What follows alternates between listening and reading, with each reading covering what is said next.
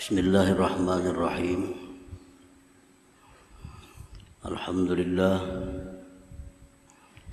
Alhamdulillahilladzi hadana bihidayatihi wa waffaqana bitaufiqihi wa amarana bita'atihi wa ma'rifatihi. Ashhadu an la ilaha illallah wahdahu la syarika lahu fi qada'ihi wa hukmihi. Wa ashhadu anna sayyidana Muhammadan abduhu wa rasuluhu safwatu khalqihi. Sallallahu wa sallama ala sayyidina Muhammadin ashrafi rusulih wa ala alihi wa ashabihi wa itratihi wa man tabi'ahum bi ihsanin ila yaumil liqa'i, amma ba'du.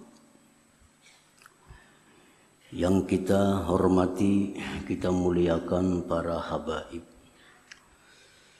dan para ulama, para muhibbin, hadirin hadirat rahimakumullah. Puji syukur selalu kita haturkan kehadirat Allah Subhanahu wa ta'ala, yang mana pada malam hari ini kita diberi Allah hidayah, taufik dan inayah sehingga kita bisa berkumpul, bertemu kembali di Masjid Bustanul Muhibbin yang penuh berkah dan rahmat ini. Kemudian salawat dan salam selalu kita haturkan atas junjungan kita Nabi besar Muhammad sallallahu alaihi wasallam dan seluruh keluarga, para sahabat, zuriat dan pengikut beliau sampai hari kiamat nantinya. Para muhibbin, hadirin hadirat rahimakumullah. Ma'rifat asma'illah al-husna, mengenal nama-nama Allah yang bagus-bagus itu akan menuntun kita kepada mengenal sifat-sifatnya yang mulia. Karena nama-nama itu menunjukkan kepada sifatnya. Dan mengenal sifat-sifat Allah yang mulia itu akan membawa kita kepada ma'rifat zatnya yang maha mulia. Karena sifat itu menunjukkan kepada zat.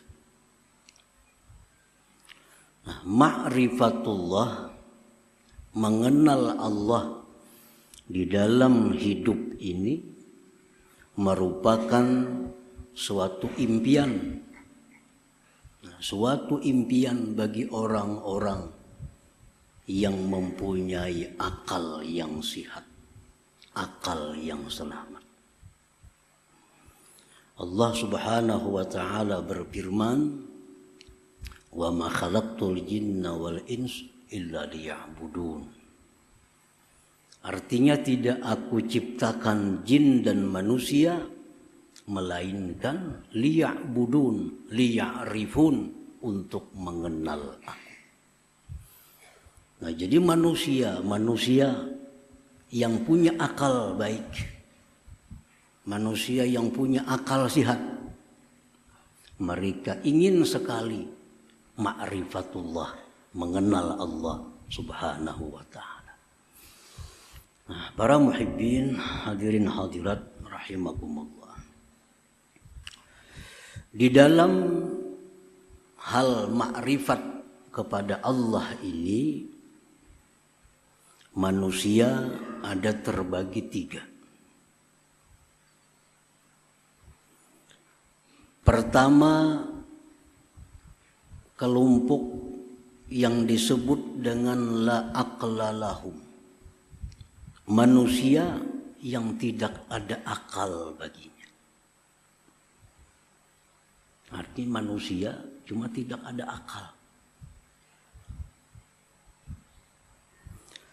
Nah, manusia seperti ini, mereka hanya kenal kepada makhluk. Kenalnya hanya kepada makhluk. Tidak kenal kepada Al-Khaliq, pencipta dan pemilik semua makhluk itu. Nah, dia hanya kenal kepada makhluk, dia hanya melihat kepada makhluk, tidak kenal kepada pencipta, pemilik makhluk itu. Nah, manusia seperti ini disebut la aqla lahum, tidak ada akal bagi mereka. Seperti kambing. Seperti kambing. Kambing itu hanya kenal kepada pengembala. Kepada pengembala. Tidak kenal kepada pemilik kambing. Tidak kenal kepada pemiliknya. Kambing hanya kenal kepada orang-orang yang memberi makannya. Tapi kambing kada kenal kepada yang ampunnya.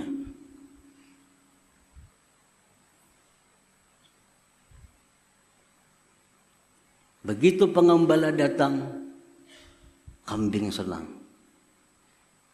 Kambing berparak, kambing mendekat kepada si pengembala. Karena ini datang bawa rumput. Datang pemiliknya pakai mobil, baju jas, bungas orangnya. Kada hira-hiran kambing. Kada hira-hiran. Dikawai, kada hira-hiran, bahkan berjauh. Padahal ini ampunnya kambing. Jarnya sembalihnya kambing itu. Cuma inya kada kenal. Kenalnya cuma pengembala. Bajunya cumpang-camping, selawarnya cumpang-camping. Kenalnya cuma itu. Karena itu yang tiap hari mendatangkan bawa makanan. Kada kenal pemiliknya. Dan kambing kada berusaha kenal kepada pemiliknya. Kada perlu kenal. Nah, itulah manusia yang hanya kenal kepada makhluk. Tidak kenal dan tidak ingin kenal kepada Al-Khaliq, kepada pencipta. Itulah aqla lahum, tidak ada akal seperti kambing. Muhibbin hadirin hadirat yang dimuliakan Allah. Manusia yang tidak ada akal ini, keinginannya cuma dekat dengan makhluk. Keinginannya cuma dekat dengan makhluk. Keinginannya diperhatikan makhluk. Keinginannya jinak dengan makhluk. Kalaupun dia beribadah, sembahyang, bersedekah, tapi tujuannya agar dipuji oleh makhluk, agar makhluk simpati kepada, agar dipilih oleh makhluk. Andai kata calon misalnya, andai kata dia beribadah. Karena dia hanya makhluk tahunya. Walaupun beribadah, tujuannya agar dipuji makhluk. Dekat dengan makhluk. Disayang oleh makhluk. Dipuji oleh makhluk.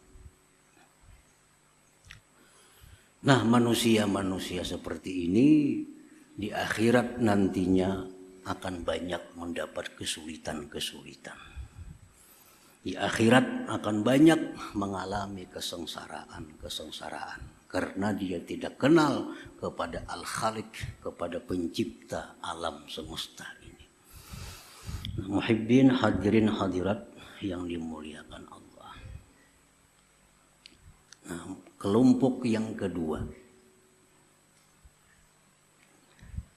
Kelompok yang kedua ini disebut lahum aklun sakim. Baginya ada akal, tapi akalnya sakit. Ada akal, tapi kada sihat akalnya. Akalnya kada sihat. Orang kada sihat ini menyutih manis yang sepahit. Orang kada sihat. Ini akal ada, tapi kada sihat.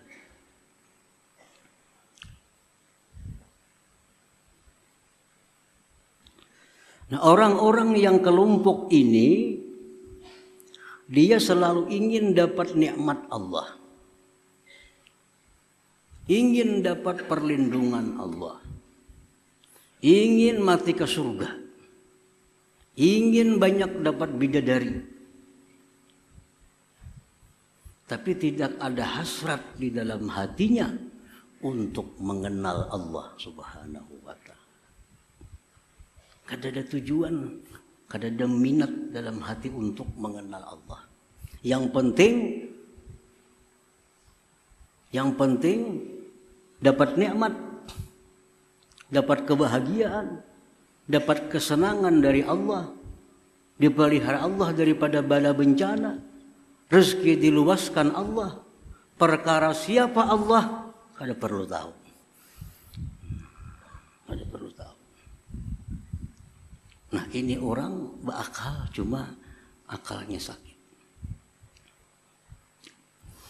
Nah, orang seperti ini kalaupun dia beribadah kepada Allah, sembahyang, baca Quran, tapi selalu minta kepada Allah, murah rezeki. Murah rezeki. Selamat dari bala. Lunas hutang. Mati ke surga. Berkumpul dengan Nabi ya pulang di surga minta.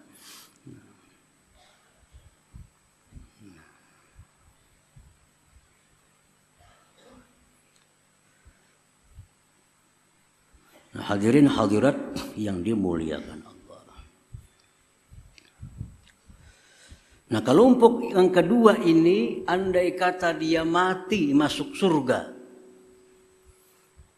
maka dalam surga itu nantinya kesenangannya makan, minum, berpakaian yang indah-indah, bercinta dengan pasangan-pasangannya. Itulah kesenangannya di dalam surga. Ini kelompok yang kedua. Nah, kelompok yang ketiga disebut lahum aklun salim. Tadi sakim, ada ini salim. Orang yang bagi mereka itu akal yang selamat, akal yang sehat.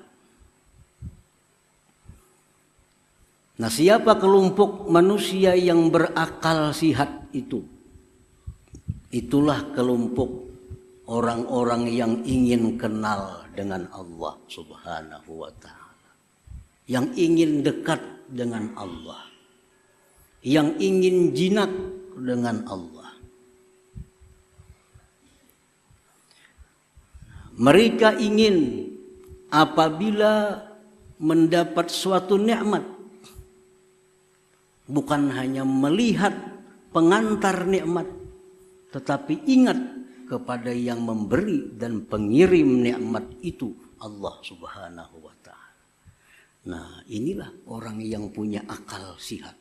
Selalu ingin tahu, ingin kenal siapa yang selama ini memberi aku rezeki, siapa yang selama ini yang menghidupkan aku, siapa yang selama ini memberikan keamanan, kelapangan kepadaku. Siapa itu? Nah, dia mencari, ingin kenal kepada orangnya. Nah, ini orang yang disebut aklun salim, punya akal yang sehat. Hadirin hadirat yang dimuliakan Allah. Tiap hari kita dikirimi orang baras tiap hari. Bertahun-tahun sudah. Tiap hari dikirimi baras, iwak secukupnya. Kalau kita punya akal sehat, kita hendak tahu siapa nama ngirim ini. Baiknya pang tiap hari. Nah, itu akal sehat. Coba kan ya kita. Tiap hari buka lawang rumah, ada baras, ada iwak, ada amplop bisi duit. Saben hari ada. Pasti kita hendak tahu mana orangnya yang memberi ini. Nah ini orang punya akal sihat. Kalau orang punya akal sakit, kada penting tahu siapa mengirim, penting makan ada.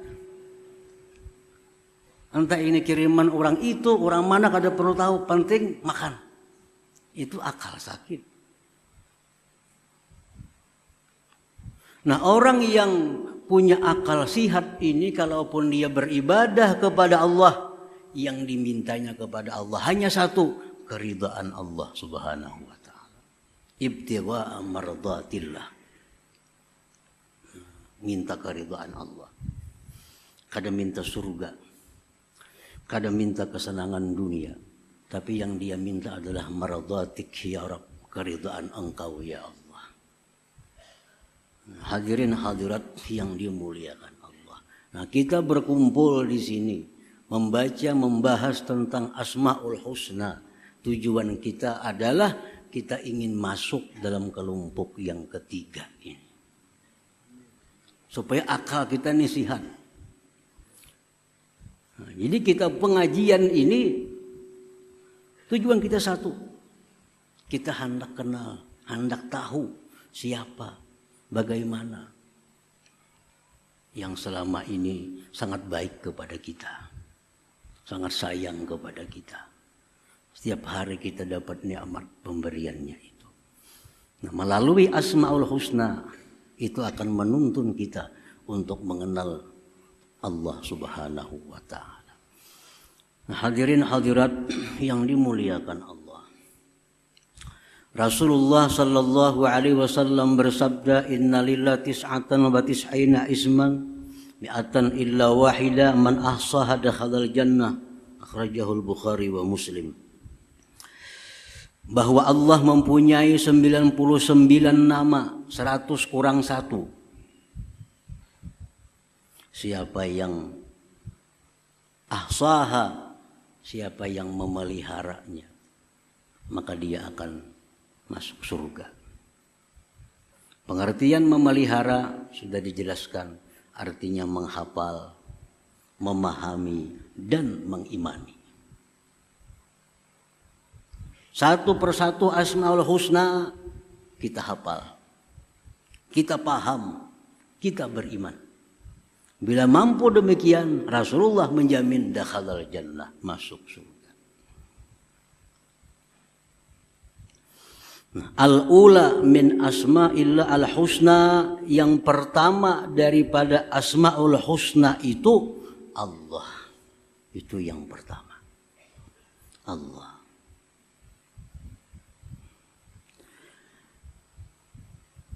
Qala al-Imam al-Ghazali rahimahullah, bahwa ismun lil mawjudil haq al-jami' li sifatil ilahiyah al-man'uti bi nu'utir rububiyah al-mutafarridi bil wujudil hakiki.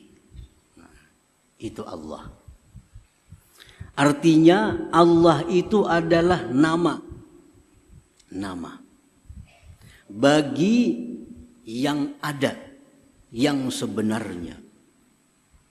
Yang menghimpunkan bagi sifat-sifat uluhiyah. Dan disifati dengan sifat-sifat rububiyah.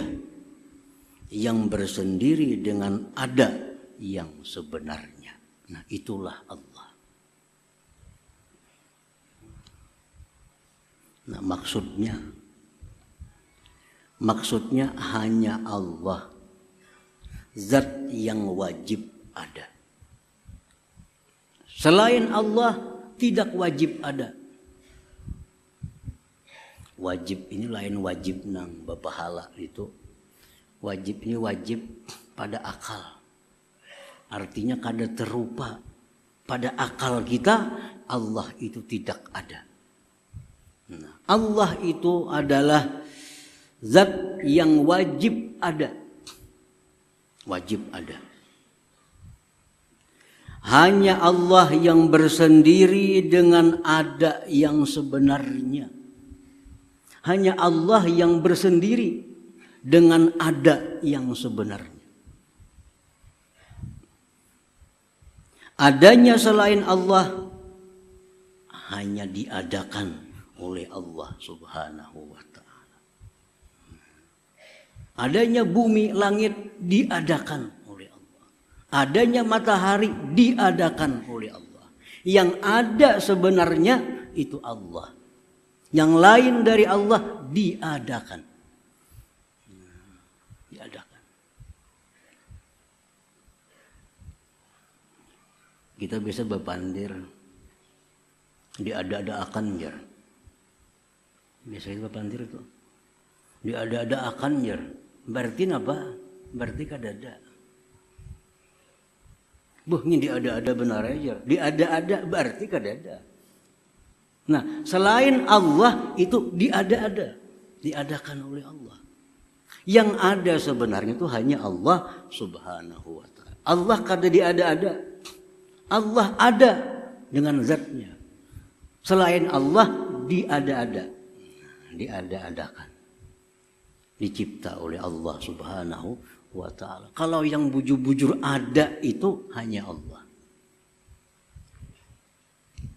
Hanya Allah yang bersifat dengan sifat rububiyah dan sifat-sifat uluhiyah.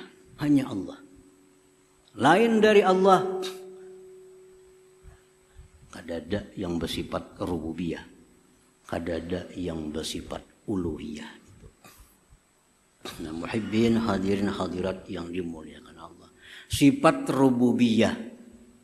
Rububiyah seperti mencipta. Itu rububiyah. Apalagi menghidupkan, mematikan, memberi, mencegah, menolong, itu sifat rububiyah.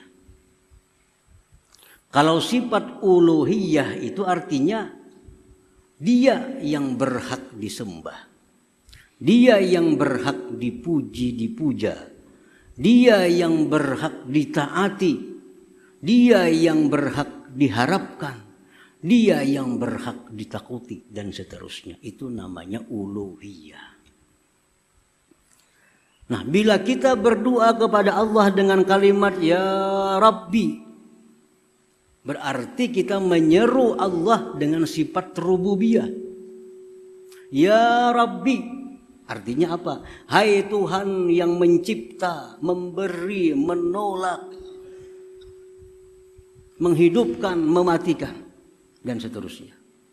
Kalau kita berdoa dengan Ya Ilahi, Ya ilahi, hai Tuhanku yang berhak disembah, yang berhak dipuji, yang berhak ditaati, yang berhak ditakuti dan diharapkan seterusnya. Biasa kita berdoa Ya Rabbi. Artinya apa? Wahai Tuhan yang mencipta, wahai Tuhan yang memberi rezeki, wahai Tuhan yang menolong, menghidupkan, mematikan. Tapi kalau Ya ilahi, ya Tuhanku juga artinya cuma uluhiyah. Ya ilahi, hai Tuhan yang berhak disembah. Nah, tapi kalau kita berdoa dengan Ya Allah atau Allahumma, mencakup Ya Rabbi dengan Ya ilahi kedua-duanya. Kalau Ya Rabbi kada termasuk uluhiyah. Kalau Ya ilahi kada termasuk rububiyah. Tapi kalau Ya Allah masuk kedua-duanya. Rububiyah ada pada Allah, uluhiyah ada pada Allah. Nah, makanya doa itu kebanyakannya diawali dengan Allahumma. Allahumma itu asalnya Ya Allah, ya-nya dibuang, diganti dengan mim, lalu Allahumma. Begitu kita menyeru Ya Allah, komplit dah.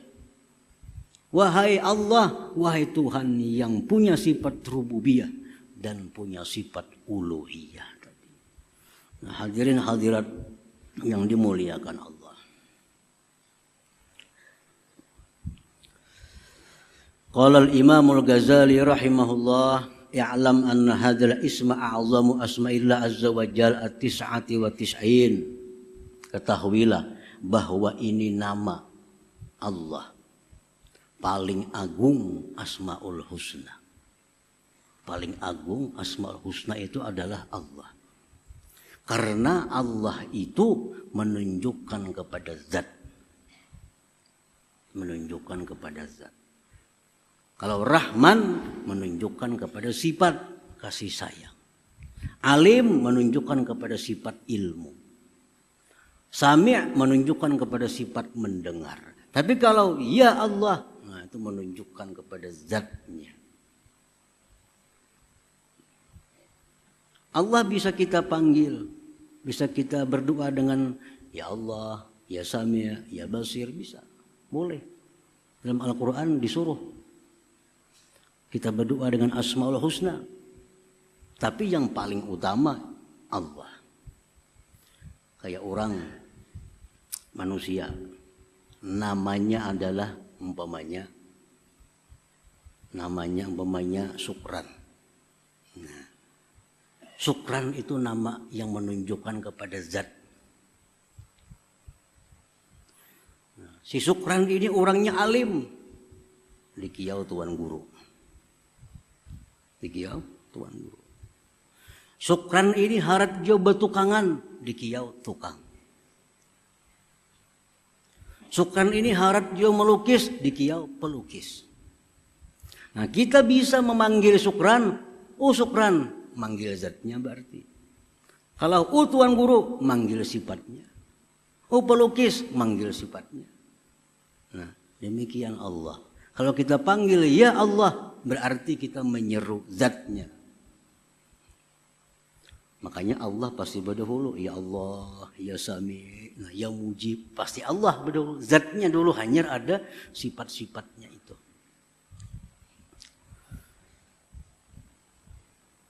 Jadi Allah itu adalah paling agung di antara sekian Asmaul Husna.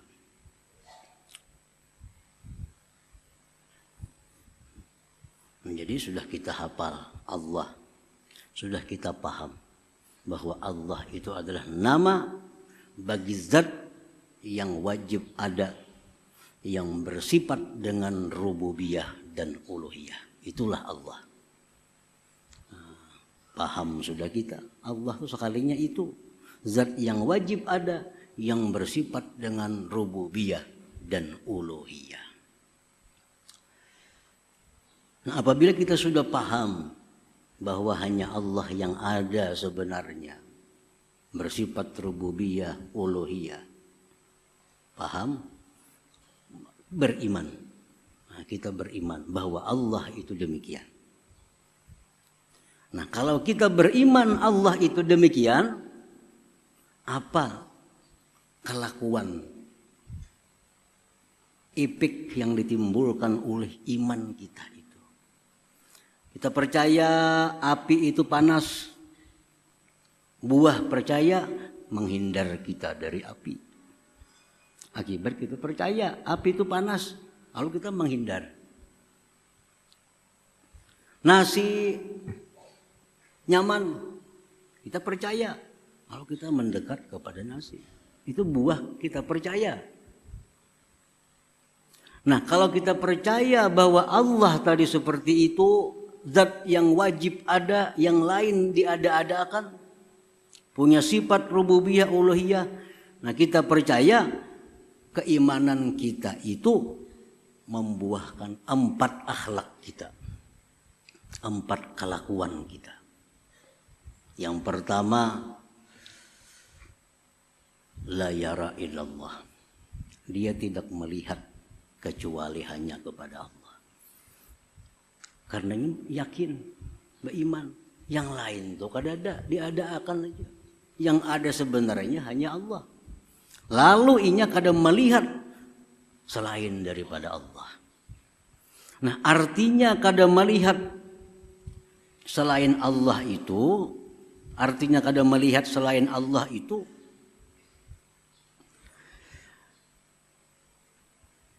apabila dia melihat sesuatu,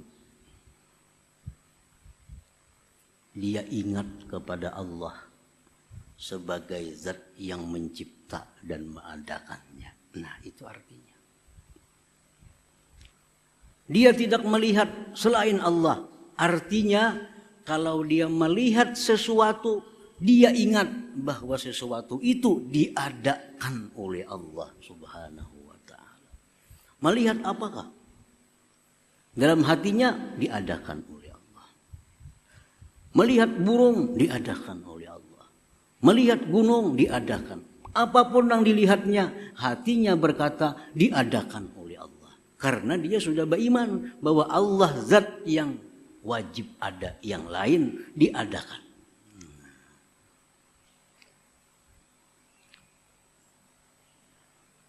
Melihat baras juga cuma di hatinya diadakan oleh Allah. Jangan baras padahal Tuhan. Ini pas makan Tuhan. Baras iya baras, cuma dalam hati kita diadakan oleh Allah. Melihat iwak juga, tapi dalam hati diadakan oleh Allah. Nah itu artinya dia tidak melihat kecuali kepada Allah. Akibat beriman dengan nama Allah tadi. Satu itu. Yang kedua, dia tidak menoleh kecuali kepada Allah. Dia tidak menoleh kepada selain Allah. Nah, artinya apa? Karena menoleh kepada selain Allah, dia tidak mencari penilaian makhluk. Tidak mencari pujian makhluk. Dalam setiap perilakunya. Dalam setiap tingkah lakunya. Dia tidak peduli celaan orang yang mencela. Selama dia berada di jalan yang diridhai oleh Allah Subhanahu wa taala. Nah, ini namanya tidak menoleh kepada selain Allah. Biar aja orang mencela, yang penting Tuhan kadang mencela aku. Kadang-kadang kita ada dihadapkan masalah. Kalau ini kita perbuat, orang kada ketuju, tapi Allah ketuju. Ambil nah Allah ketuju. Kalau kita beriman dengan nama Allah itu. Nah, dia tidak menoleh kepada Allah. Kalau aku makai ini padahal orang kada baik, tapi Allah madahkan baik, ambil. Nah ampun Allah itu. Kalau aku makai ini, orang semuaan baik madahkan aku, tapi Allah padahal tuju, ambil. Nah ampun Allah itu. Nah itu artinya kada menoleh kepada selain Allah. Yang ketiga dan keempat, dia tidak mengharap dan tidak takut kecuali hanya kepada Allah. Nah, tidak mengharap dan tidak takut hanya kepada Allah. Artinya, dia tidak beribadah melainkan hanya mengharap ridha Allah. Dan dia tidak menjauhi maksiat melainkan semata-mata takut kepada Allah Subhanahu wa taala. Bila 4 hal itu ada dalam diri kita, kita ngarannya, kita ini namanya al-mu'min. Bismillah, orang yang beriman dengan nama Allah itu. Tahu sudah Allah tadi, ini artinya beriman. Bila kita beriman dengan nama Allah tadi, kita kadang melihat sesuatu kecuali Allah. Artinya kita melihat apapun, kita ingat itu diadakan oleh Allah. Yang kedua, yang kita cari itu adalah perhatian Allah. Yang kita cari penilaian Allah. Orang mencela kada jadi soal selama Allah memuji aku. Nah, kedua itu. Yang ketiga, beribadah tidak ada yang diharap selain ridha Allah. Menjauhi maksiat semata-mata karena takut kepada Allah Subhanahu wa taala. 4 hal itu buah keimanan kita kepada Asmaul Husna yang pertama Allah itu. Nah, hadirin hadirat yang dimuliakan Allah. Kemudian zikrullah bilafzil jalalah. Kita berzikir dengan lafaz Allah. Allah, Allah, Allah, Allah. Ini ada 2 pendapat ulama. Satu pendapat ulama yang mengatakan tidak ada zikir dengan lapas Allah Allah. Tidak ada. Yang ada diajarkan Rasulullah, la ilaha illallah, alhamdulillah, subhanallah, astagfirullah.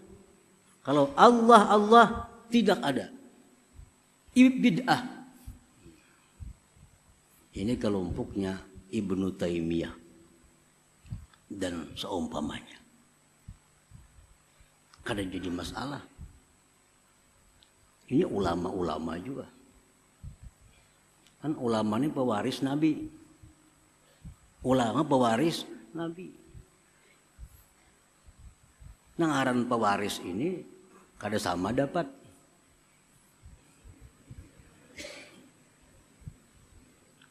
Abah kita sugih, mesti motor, perumahan, rumah, toko. Kakak dapat toko, kada dapat rumah. Kita dapat kabun, kada dapat duit. Tapi sama mewaris Nabi juga. Jadi perbedaan para ulama itu kada perlu dipersoalkan. Yang penting nama kita hendak umpati. Samuaan ya ampun Nabi juga. Samuaan ampun Nabi. Yang waris Nabi. Nah kelompok ini mengatakan tidak ada zikir Allah Allah. Kalau hendak berzikir la ilaha illallah. Lebih baik karena itu diajarkan oleh Nabi langsung. Nah pendapat yang kedua, ada itu zikir Allah Allah. Ada. Bahkan Imam Abul Abbas Al-Mursi, ini gurunya pengarang hikam, berkata, liyakun zikruka Allah Allah, fa inna hadzal isma sultanul asma. Hendaklah zikir engkau itu Allah Allah Allah, karena itu merupakan rajanya Asmaul Husna. Abul Abbas Al-Mursi ulama juga, pewaris Nabi.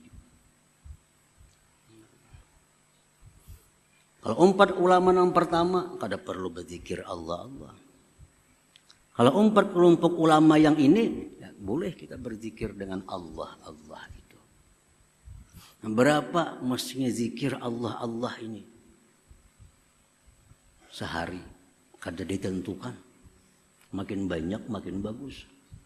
Apa manfaatnya kalau kita berzikir Allah Allah Allah untuk mewujudkan 4 hal tadi, supaya kita kada melihat sesuatu melainkan Allah, kada menoleh kepada selain Allah, tidak takut tidak berharap kecuali Allah. Kalau hendak dapat itu banyaki berzikir Allah Allah Allah.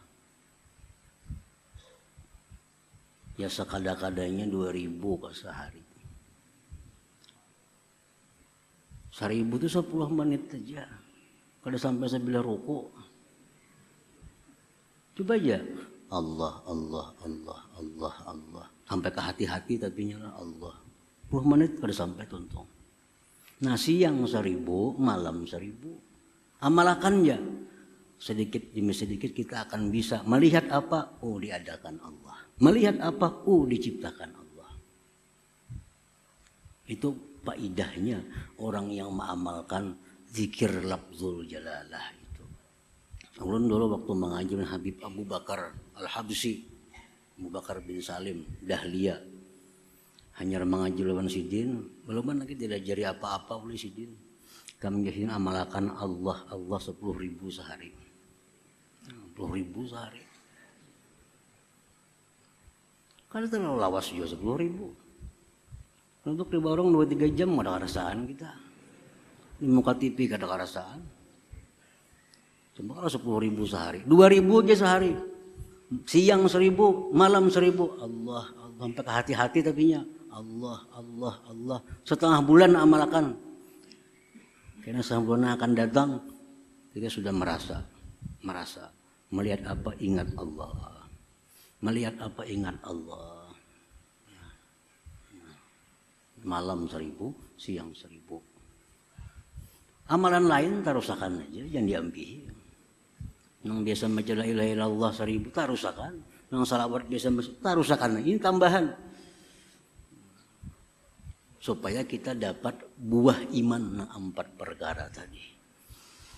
Nah, hadirin hadirat yang dimuliakan Allah, mudah-mudahan Allah berikan kita taufik hidayah sehingga bisa mengamalkan ilmu yang diberikan Allah Subhanahu wa taala kepada kita. Dan insyaallah kita pada setengah bulan yang akan datang memasuki asma yang kedua yaitu Ar-Rahman. Ila hadratin Nabi sallallahu alaihi wasallam al-Fatihah.